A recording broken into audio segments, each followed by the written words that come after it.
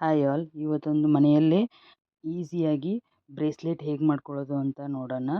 ಇದಕ್ಕೆ elastic thread ಬೇಕು. ಇದು ಎಲ್ಲ ಜನರಲ್ ಸ್ಟೋರಲ್ಲೂ ಸಿಗುತ್ತದೆ.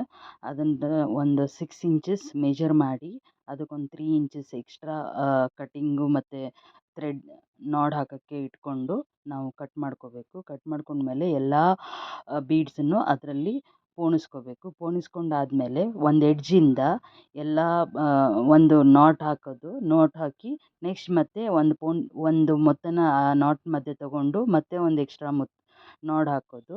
ಇದೇ ಥರ ಸೆಕೆಂಡ್ ಮುತ್ತನ್ನು ಎಳ್ಕೋಬೇಕು. ಸೆಕೆಂಡ್ ಮುತ್ತನ್ನು ಹಾಕಿ ಅದ್ರ ನೆಕ್ಸ್ಟು ಒಂದು ನಾಡು.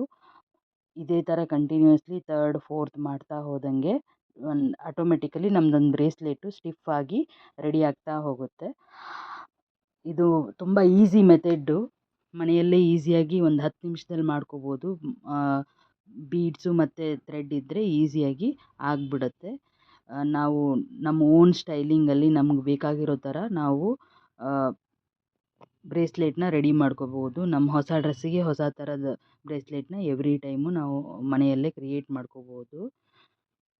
ಅದು ಕಂಪ್ಲೀಟಾಗಿ ಆ ಥರ ರೆಡಿ ಆದಮೇಲೆ ಅದನ್ನು ಗಂಟು ಹಾಕಿ ಉಳಿದಿರೋ ಥ್ರೆಡನ್ನು ನೀಟಾಗಿ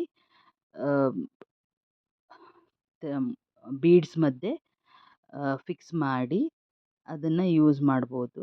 ಇದು ನೋಡೋದಕ್ಕೆ ತುಂಬ ನೀಟಾಗೂ ಕಾಣಿಸುತ್ತೆ, ಸ್ಟೈಲಿಶ್ ಆಗೂ ಯು ಲೈಕ್ ಇಟ್.